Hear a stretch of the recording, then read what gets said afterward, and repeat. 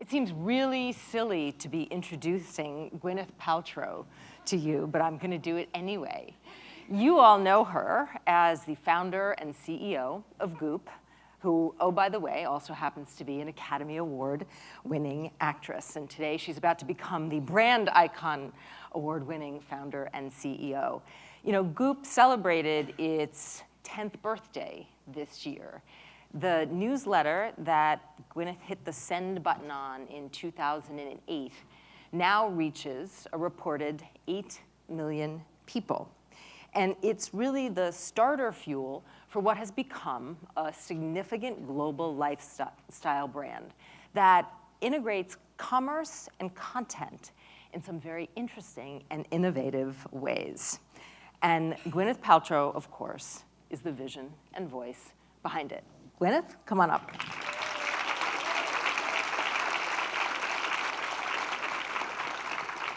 While you're coming up, I should say that I have tons of questions for Gwyneth, but I also have some very special women sitting in the front row with me.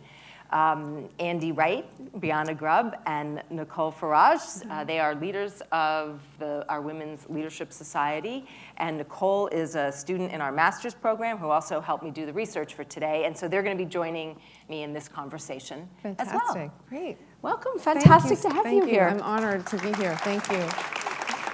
So before we talk about how you built your business, I just want to get your sense of where you think it is today. So I thought I'd start with something you told yourself. Otherwise known as you told your podcast when you were interviewed by Elise in honor of your 10th anniversary. And you said, I think we're trying to build a significant business. We're trying to build a global lifestyle business that is impactful and new. Mm-hmm. So what does impactful and new mean to GP? I think what I mean when I say impactful is that I think we're trying to, in our way, add value to people's lives. So in whatever way that it's resonant for them, in whatever category, across whichever vertical, that we're providing something that's additive, whether it's where's a great taco near USC or... Where is a great taco near USC? I have to get my app out and look. Or, making really excellent, high-quality, non-toxic product. As I said, like in whatever way is going to resonate with that particular woman, that's what we're trying to serve. And I think new in that I think retail as it has existed is shifting a lot. It's in a big transition, and I think we, again, when we think about making and curating things to sell, we want to do it in a way that has meaning and where there's perhaps an educational piece tied to it if it's relevant, or there's, an IRL activation that makes it a little bit more exciting and meaningful than just kind of walking into a store. And, and we're trying to figure out e-commerce and how to do it in ways that are not just here's a product, but sort of trying to create the why around it. Good. All things we want to talk to you about a little bit more. I described you as the vision and voice behind Goop, but Andy, I think, has a question on your other role, your role as CEO. Andy? Yes. So, hi, my name's Andy. Hi, Andy. I'm a public relations student here in Edinburgh. She's a public relations student. I'm just going to translate for you as you talk. I just wanted to ask about what your inspiration was from switching from an actress to a CEO, and what that transition was like for you. Yeah. The question was, what was the inspiration to switch from being an actress to a CEO, and what it's been like? Oh my God. So I was really lucky because I had an incredible film career, and I had some talent, and I had a lot of really good luck, and I started working, I dropped out of college to try to be an actor and start working, and it happened easily and quickly for me. And it's what I knew. My mother's an actress, and she's an incredible actress, and I had grown up watching her being so empowered, and so, she had such kind of autonomy, and she was amazing on stage. And so I, at some point, must have put together to be a woman who has true agency and power, I guess that's what you do. You know, you're an actor. And so I followed in her footsteps, and I lived all over the world and had a number of incredible experiences. And then I had my daughter when I turned 31, and I sort of had an early midlife crisis. And I thought, I don't know if this is my calling. And I had actually a lot of guilt about that, and a lot of doubt and insecurity. And then what would that mean for my identity if I wasn't like this Gwyneth Paltrow person? And then what would I do? And I went down a whole spiral. And I had always been really interested in business, and my dad had always teased me for reading the business section of the New York Times and the Wall Street Journal. And then I just very gently and timidly started thinking about, like, you know, because I was so interested in these areas, wellness and food and travel. And I also felt, you know, the internet was kind of a relatively newish space, and I felt like there was nothing that was serving me in terms of travel recommendations or, you know, God bless you, alternative wellness content, and it was all very new. So I just sort of gently started to aggregate information and turn it into content and sent out these incredibly lo-fi newsletters, all with kind of like a very hopeful view that one day I would maybe be able to monetize it in some way, but I was way too insecure to even think about how I would do that. And so it's been a long journey. I think one of the best parts of that story particularly is that I had 6 years to just let this content thing gestate and just create content, you know, for no reason. And I wasn't trying to leverage anything for anyone, and I was just making content. And so I unwittingly created this trust, and like I was like a big sister or a best friend, and that's sort of the foundation of the business. And it's really hard, you know. If I had known how difficult it would be, I still would do it. But I have, like, on a really hard day when, like, if sales are terrible, or, you know, there's something going on that feels bad, you know, I think we're going to like, talk about those, because we gather there's a few of those that happen from time to time. Oh my God.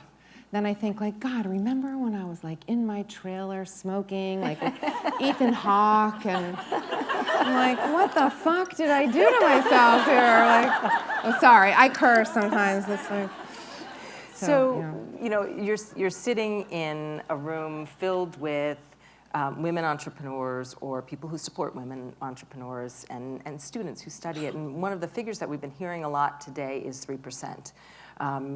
Women-founded companies, you know, typically get 3% of VC capital. Right. So how were you, other than being fabulous Gwyneth, able to crack that glass ceiling and join the 3%? Mm-hmm. What was it about we've also been hearing pitches today, which have been awesome. What was it about your message, about your pitch, that you think resonated with your funders? I think that, so in my experience was sort of interesting, because my biggest investor, and who's one of my most incredible, meaningful mentors to me, his name is Tony Florence. He works at a big VC called NEA. He actually reached out to me because he was an early investor in a site called Moda Operandi, fashion site. And we had mentioned them on Goop, and he was looking at the board deck, and he you know, was watching sort of graph, and then all of a sudden there was a huge spike, and then it kind of had gone on from there. And he said, what happened on this day? And they said, oh, we were on something called Goop. And we've, you know, acquired all these incredible customers, and they have super high AOV, and they're really valuable, and they've stuck with us. So he called me and said, like, I want to talk to you about what you're doing. So he was going to give me a little bit of money, and then I had to go raise the rest of the money. You raised a lot of money. Well, not the first time. Not the first time, okay, but Not now the first finishing time. your Series C, 82 million, is that accurate-ish? Yes, unfortunately. And does it make you nervous? Oh, it makes me, now I'm sweating, Sorry. Willow. Yeah, it makes me incredibly nervous. And it definitely changes the psychology around what you're doing and how you're doing it. In what way? Well, I think, for a long time, I was just paying for hosting and MailChimp and whatever. It was my thing, and I was doing it myself. And trying to, license WordPress and shit like that. You can tell this is an audience in the know because they're cracking up about MailChimp. And, the stakes were pretty low. I mean, I guess from an optics standpoint, if I had said, I'm not doing this anymore, there's a lot of Schadenfreude in the world, as we know, and I'm sure people would have loved it if I had shut it down. But it was just kind of me in my kitchen doing it for a long time. And when you take money, it's an incredible responsibility. It's, it's an exchange of trust, of energy, and it's a big deal. So also themes interesting that we've heard up here on the stage today. So here's something that I discovered that I didn't realize, that female founders who raise the same investment for their companies as male founders tend to pay themselves much less. So I need to ask you, are you compensating yourself appropriately?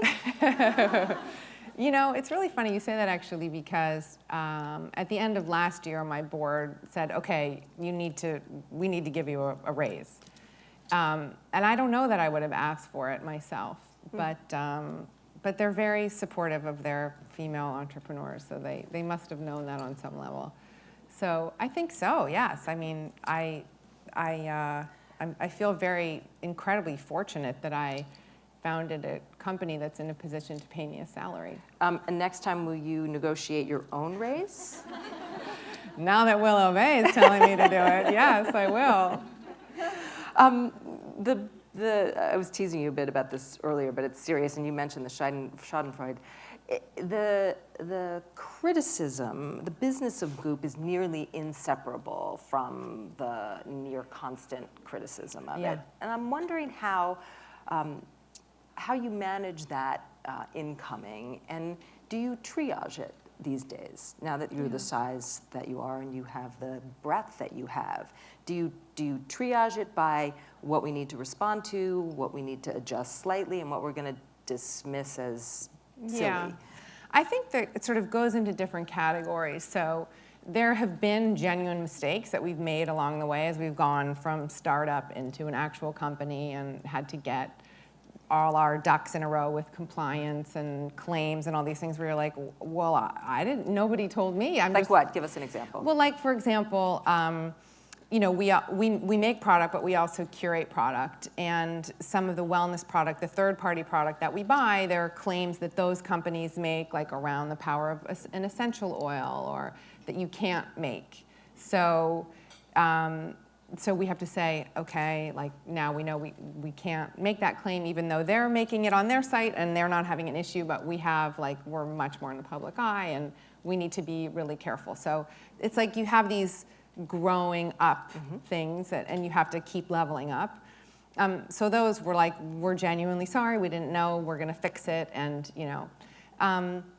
but most of the other stuff is really, like, we really are 100% in integrity. And that doesn't mean we don't make mistakes, but it means that, like, we make things and we write about things that believe in and that we really believe work. And, a lot of the pushback that we get is around, if we write about, especially women's sexual health or sexuality, like, people freak out. Right.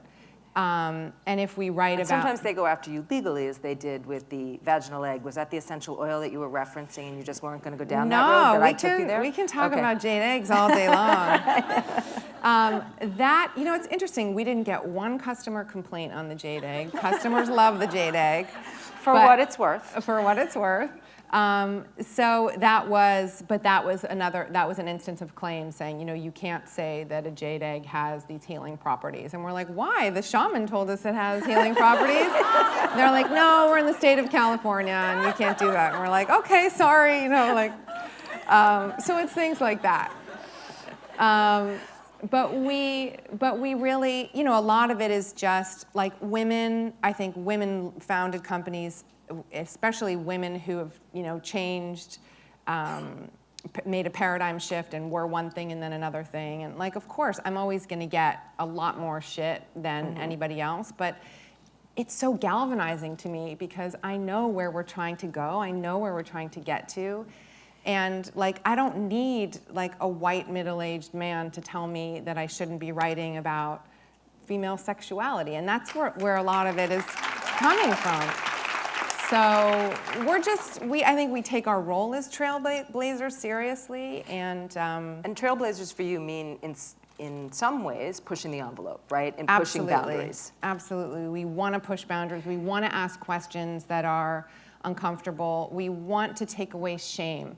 So many women are walking around feeling they have shame in their body. It manifests in a bunch of different ways.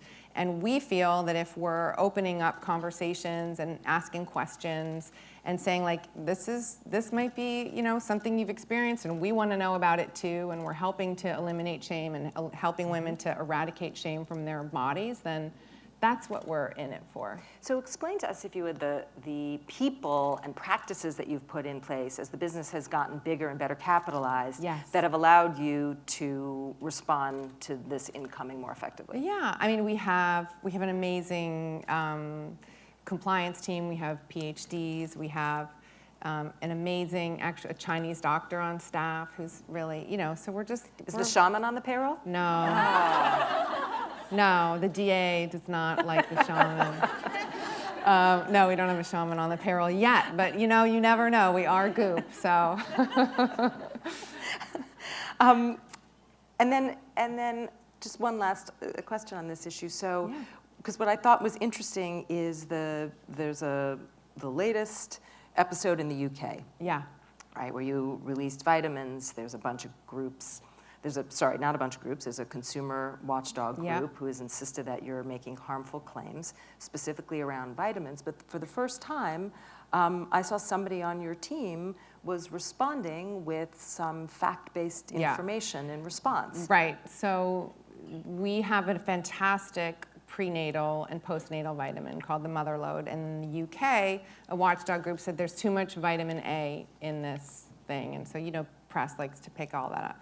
And our Dr. Susan, who's a PhD, who helped formulate the vitamin, she's like, that's absolutely not correct. We're under the limit, but there's beta carotene, which only converts to vitamin A if you need vitamin A. So you know, sometimes people report things and they don't get their facts right, they don't do their homework, and they're doing it for clickbait. And so that really, it can be very frustrating because, you know, you think, at least do your homework before you're gonna, you know, put us in your crosshairs. But yeah, now we're much better equipped to clap back, as the kids say. Cultural firestorms. Tell me a little bit about what those are for you and how you embrace and leverage those. Yeah, I mean, sometimes, you know, they're usually by accident. So sometimes we talk about something on the site, you know, like, for example, we had an article that came from somebody on my exec team.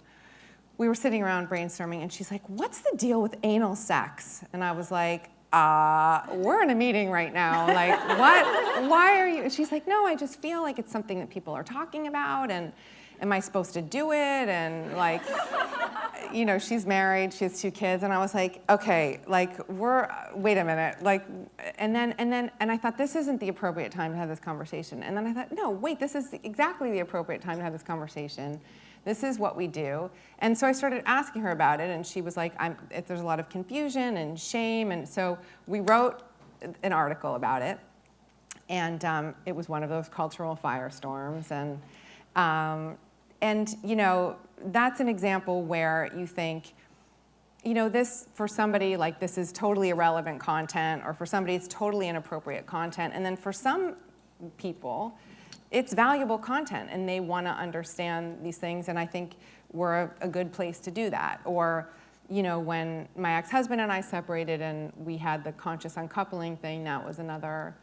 That was a cultural firestorm. That was a cultural firestorm, it was, yeah. And it's funny, because at the time, you know, it's like we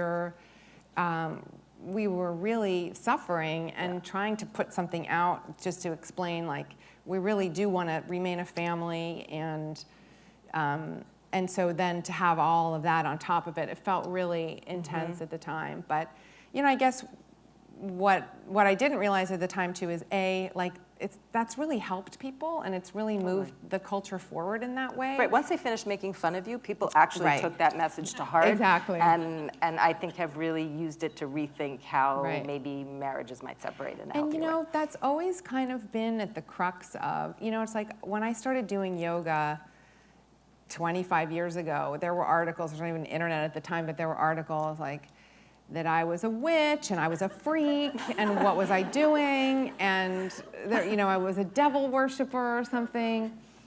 And then I was like, oh, funny, however many X amount of years later, like there's lots of yoga studios around, or, then I wrote a cookbook that was like an allergen-free book because my son had very bad eczema. And so for a period of time, I couldn't feed him any gluten or dairy or sugar. And so I thought, what am I feeding my toddler? So it was the impetus for this cookbook. And the cookbook came out, and there was all of this brouhaha, and that I was starving my children, and I was a bad mother, like really horrible things. And then, a couple years later, it's like the addressable gluten-free market is like trillions of, and so this keeps happening to me. I'm looking at the founder of Cauliflower Pizza back there, who Right. is there to attest that gluten-free market is massive, Right. and it's spawning in. So I took all the shit for you, girl, and I'm happy to do it. Anytime. So let's talk a little bit about what drives your business from a revenue standpoint. So you have you have content across a variety of platforms. Yes. You have retail, bricks and mortar, and online. You have products that you curate and that you make. Is there one of those elements that you consider the real revenue driver? I mean, they're interesting enough, they're pretty equal. I mean, I guess if you look at it from a margin standpoint, it would be different. Our media business, which powers all our content, this is the way I look at it, is probably about a third of the business, and then the commerce is the rest, and then you can kind of bucket that. There's the e-commerce, there's retail, the bricks and mortar, as you say, and then we have an events business as well, but that kind of rolls up into media. So I'm just going to go back to my business news roots and ask you this question. Okay. So you reported that revenue growth tripled in 2017, and you expected it to double in 2018. Is that accurate? Are you still on track to do that? We are, thank goodness. Wow. Yeah, we are. Well, that's impressive. Thank you. Don't ask me about 2019. But no, I'm kidding. I won't yet. We'll say that for the end. Okay, thanks. So I'm going to turn back to our students to talk a little bit about, I think, some of the things that make Goop really interesting. So Nicole, we might even have a microphone coming over for Nicole. Thank you.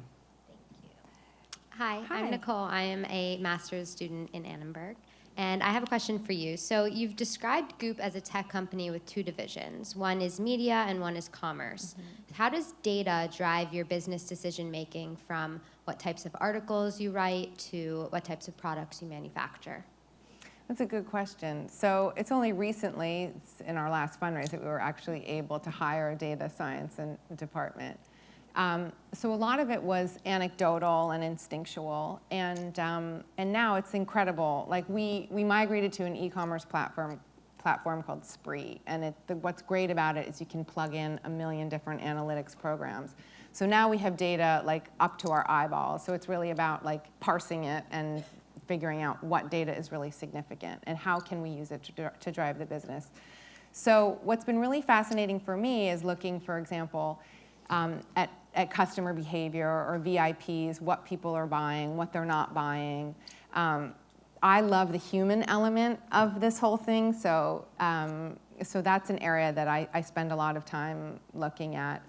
I think, I think, though, you have to be, now that data is so readily available everywhere and to anyone doing any business, I think the thing to look out for is, like, if we just made our decisions based off, okay, the data's saying that this style and this color sold really well, and so let's do that, or a newsletter with this subject line performed this way, so let's repeat that. It's like, to me, the intersection of data and art, right? Like intuition and imagination, and be willing, like, to make decisions that always scare you a little bit, kind of balanced with data. I think that's the most fun part of business for me. And I know Brianna has a question that's related to that, so I'm going to let her basically ask the follow-up. Okay. Hi, Hi. I'm Brianna. I'm a senior here. Hi, Brianna. So I'm really curious about, you kind of touched on earlier how Goop is 100% integrity and you're really creating content that's meaningful for people. But then on the business side, at the same time, it's really something that's driving revenue as well. So what's kind of the process that goes through creating content that has integrity, but also at the end of the day makes money for Goop? Yeah, it's a good question. I mean, you know, what I always say is we're content first. Our DNA is content. Content is what provides all of the context for why we think you should buy this face cream or whatever the case may be. And I think, you know, ooh, what did I just do?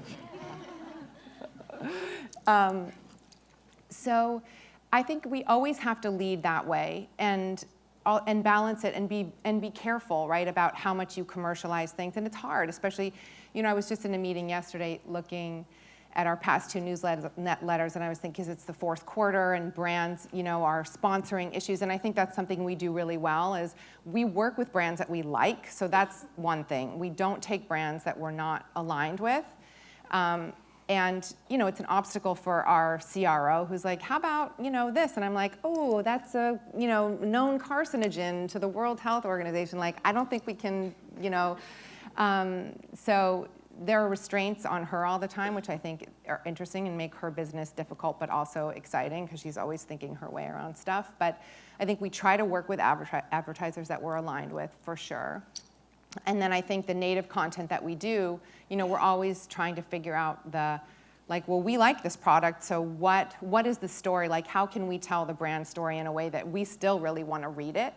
And so it takes more work, I would say. And I think as opposed to being a content site that's like a race to the bottom for eyeballs and advertisers, like you're always trying to figure out, like, no, we have to inspire people. This has to be good, you know? And sometimes, especially when there are a lot of newsletters and, you know, you're trying to like get to the end of the year and hit your number, you know, so we're always like trying to hold hands and like, remember why we're here, you know, remember why we're here. Do you want to ask your follow-up to that? Because it's also related about partnerships. So from MedMen to Google Home, Goop has recently partnered with a wide range of companies, and I'm curious, what is the process of choosing what brands to partner with? I'll also note Sorel that we saw yesterday at the announcement of Goop NYC. And also, you've used the word align a couple times, so would love to hear a little bit more, you know, particularly to answer Nicole's questions, like what does alignment look to you other than avoiding known carcinogens? Right. Well, I think for me, it's always, is there an emotional connection to this brand? My son has a Google Home, and he is obsessed with it. And it's like his friend. It tells him the weather, it tells him what to wear the next day. You know, he does these great playlists. And it's interesting because, you know, I'm always like, oh, it's another gadget, and you know, it's too many electronics in his room and all that stuff. But I have a very emotional connection to the Google Home long before they even approached us. So when it's something like that, or for example, we once did a partnership with Old Navy because my son was obsessed with Old Navy, and I was in Old Navy a lot. So I think that can be an example of an alignment, right? Where I'm like, oh my God, I use this every day in my home. I love this. My kids love it. And so that you feel authentic about it. I mean, if you want to talk about real alignment, MedMen is, you know. I don't know if you guys know what MedMen is. Does everyone know? I do. Oh, yeah, of course. So I've got my bong taped under my chair, and no. But I'm not sure they know what a bong is. I think that might be the generational line. A vape? Like, what do you call it? There you go. Okay. But that to me is like the emerging, actually we have an article today about, there's a department at UCLA that's been opened up to do medical research on cannabis. So, you know, that's a really interesting emerging market and modality, right? Cannabis, and how is it going to change our culture? And is it true that there are health benefits to it? Is it true that it helps you sleep? Is it true that it helps with pain, et cetera? And I think, MedMen is a brand that really does this well, right? Like marijuana is now legal in California, and I think they do it in a way that's it's above board and very well organized, and they have their staff's really knowledgeable. It's still a federal crime, but I remind my children of that exactly every so often. Right. But I'm very interested in like the science of cannabis and where that's going to go and what it's going to mean for the California economy, et cetera. So I think we just look for partners that mean something to us or that we believe in. Some partners are taking a chance on us because they're like, I don't know about this, anal sex article you guys did. And we're like, no, we're more than that. And then sometimes we take a chance on partners, so. So let's talk a little bit about your retail strategy. Okay. First of all, why did you decide to go into brick and mortar stores? That's an expensive business and a risky business. Yeah. Well, it was a very organic process. Essentially what happened was I had this nascent business. We expatriated from England to here, repatriated here. We were trying to figure out everything. Probably had 5 or 6 people with me at my house. And we had extra inventory. And I wasn't sure. Wait, extra inventory, like stuff from your homes? No, oh, okay. like from the site. Okay. And I was uncomfortable with doing figuring out a liquidation strategy online because I didn't know, is that us? And, it was just testing, trying things out. So there was a empty store at the Brentwood Country Mart, which is in Brentwood and down the street from my house. So we called the landlord and we said, would you let us have this space for a week? And he was very excited to let us have it. So we had our first pop-up there, and we couldn't keep anything in the shelf. I mean, it was truly bananas. And so I thought, well, maybe because I didn't know, I didn't know if anyone had heard of Goop or if it was going to work and the demand was really clearly there. And so I thought, so that's kind of how the retail strategy started as a pop strategy. And so we would have these pop-ups. And then we started to look at it as a brand awareness strategy as well, marketing. And then our ad sales team was like, oh, we can probably sell events here. So it became an ad sales product as well. So they became these really interesting kind of ad-supported retail thing. We had never kind of heard of it. We had no model to follow. We just sort of invented it and got a lot of traction with it.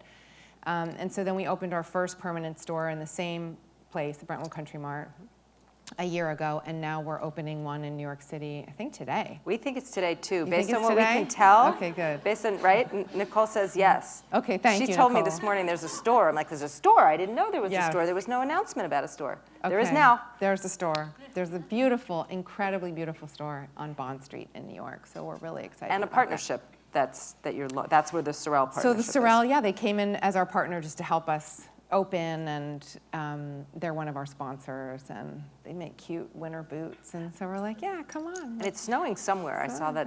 Is it? Unfortunately, probably not New York, where it's probably 80 no, today, it's but- 70 okay, degrees. I yeah. was just talking to my brother, and he said it's really warm. So expansion plans for the permanent stores? Rick Caruso announced that he was opening one with you. Was that excitement on his part, or is that actually happening? No, that's actually happening. That's we have a few different concepts in retail, so that's kind of like the working title is Goop Sundries. It's like a hotel gift model that we're doing for him. And then I think we'll do a couple more permanent stores, and we'll definitely do a bunch more pops in 2019. And, but again, it's really about how can what I love best about our stores is that we have all these really interesting events and activations. And so it feels like a community there. And, we'll have great, really inspiring Q&As with a doctor, or we'll have, you know, or we'll have like very goopy things. Like the other day we had aura photography in there, which was What's actually that? really interesting. It's a camera that apparently reads your aura, and then the person tells you, What oh, to you're fix? this type of Okay. person and Oh. that type of person. Mine was very accurate, I have to say. What did they say? Oh, that's too embarrassing. Really? Yeah. Okay. It wasn't about anal sex, though. That Okay. didn't happen. I wasn't even going there. I just. But we really feel, you know, retail-wise, we think that, again, like it's important to really be innovative and think about, like, what are you bringing to your customer? Like, how are you making the community more interesting rather than just opening a store and expecting people to come? So I have two more questions for you.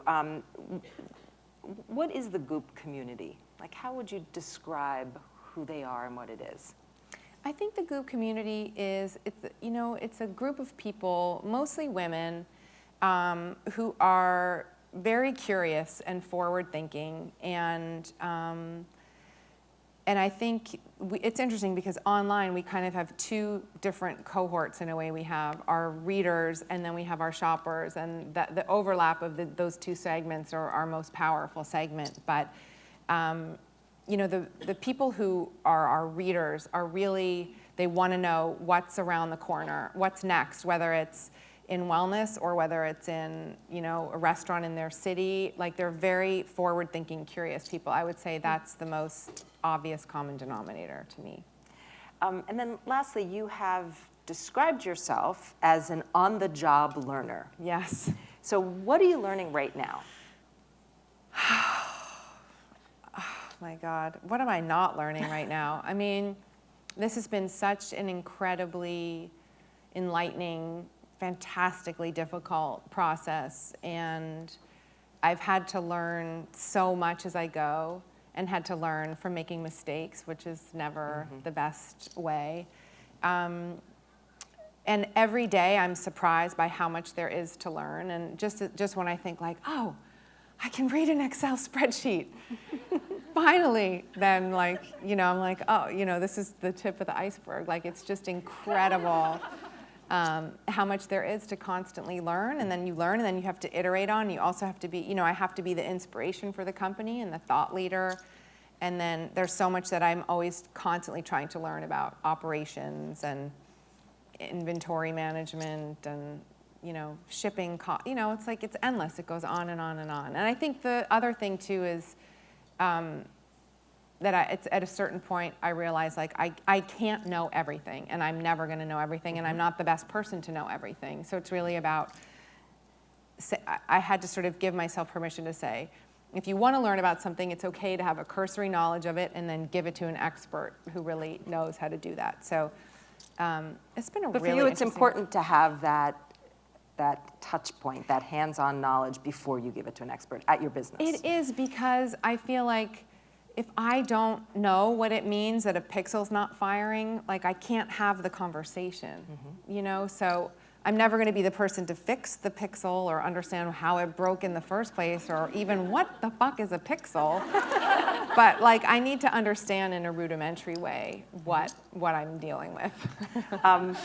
So I'm just going to issue an invitation, because you have, you're an extraordinary communicator, you're an incredibly talented businesswoman, but you have the key ingredient to be a really fantastic teacher, which is that continual curiosity and desire to learn. And so look at this sea of extraordinary faces Amazing. of students. I'm going to invite you, we have a standing invitation for when you're ready to create your class on entrepreneurship or communicating for entrepreneurs, to come back and join us. Gwyneth Paltrow, thank you. Thank you so much.